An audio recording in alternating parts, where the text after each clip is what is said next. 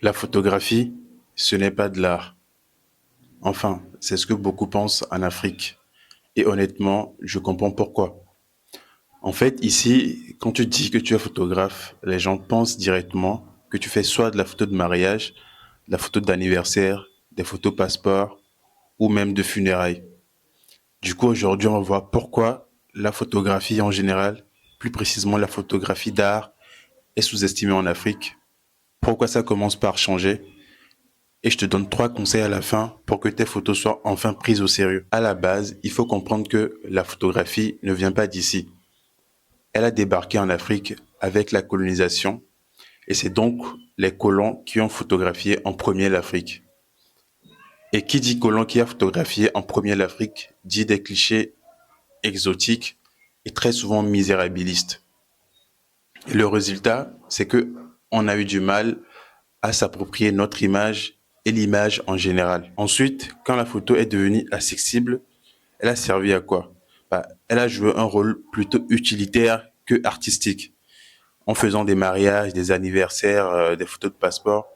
Et donc, dans la conception de la plupart des gens, la photo est vue comme une pratique utilitaire plus qu'une pratique artistique ou d'expression.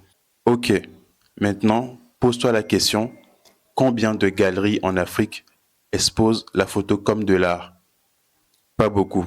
En tout cas, pas autant que la peinture et la sculpture. Et donc, si tu veux exposer tes photos, il faut souvent se tourner vers l'extérieur. Pourquoi ça commence par changer? Premièrement, il y a des pionniers qui ont ouvert la voie. Heureusement, il y a des gars comme Malik Sidibé, les Seydou Keita, les Samuel Fosso qui ont permis de mettre la photographie africaine sur la carte. Aujourd'hui, leurs photos sont exposées dans les plus grands musées du monde. Deuxièmement, le monde est maintenant digitalisé. Ça veut dire qu'avant, tu devais attendre d'exposer dans des galeries, dans des institutions pour être reconnu. Aujourd'hui, tu peux juste partager ton travail sur les réseaux sociaux, type Instagram, TikTok et tant d'autres. Un compte qui est bien géré peut te permettre d'atteindre des personnes partout dans le monde et avoir une audience mondiale. La troisième chose, c'est qu'il y a une nouvelle génération et une nouvelle vision. Ce qui veut dire qu'il y a une vague aujourd'hui de photographes africains qui racontent leur histoire par rapport à leur propre prisme. Donc, qui est plus authentique, plus innovant et moins exotique et misérabiliste. Donc là, on est arrivé à ma partie préférée. Je vais te donner 3 conseils pour que tes photos soient enfin prises au sérieux. On attaque directement avec le premier.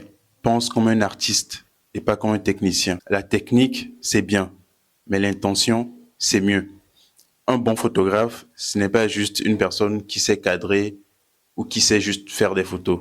C'est une personne qui sait raconter des histoires ou qui veut raconter quelque chose. Deuxième conseil, ne laisse pas les autres définir la valeur de ton travail. Si tu veux que ton travail soit pris au sérieux, il faut que tu commences toi-même à prendre ton travail au sérieux. Ce qui veut dire que montre tes photos, commence par travailler en série photo, explique aux gens pourquoi ta vision et ton travail comptent, envoie tes photos au festival, crée des choses, fais des livres, fais des expositions, même si c'est petit, au moins tu l'auras fait. Donc ça commence par là, il faut que tu prennes ton travail au sérieux et pour que les gens voient la valeur de ce que tu fais. Troisième conseil, archive et documente ton travail. Trop d'archives photos disparaissent en Afrique. Peut-être que je reviendrai sur ça dans une autre vidéo. Mais si tu veux que tes photos comptent demain, il faut bien pouvoir les sauvegarder pour l'avenir, pour que les gens puissent le voir. Si je te parle de personnes comme Malik Sidibé, les Seydou Keita et tant d'autres, aujourd'hui, tu as accès à leur travail parce qu'ils ont pu les archiver. Donc, sauvegarde tes photos sur des disques durs, sur des clouds, sur tant d'autres. Peut-être que je reviendrai sur ça dans une autre vidéo. La vérité, c'est que la photo, c'est déjà un art. Mais c'est à nous, photographes africains, ou amateur de photos de le pousser encore plus loin. Si tu as aimé la vidéo, like et abonne-toi parce que je vais continuer à casser les idées reçues sur la photo et l'art africain ici sur cette chaîne.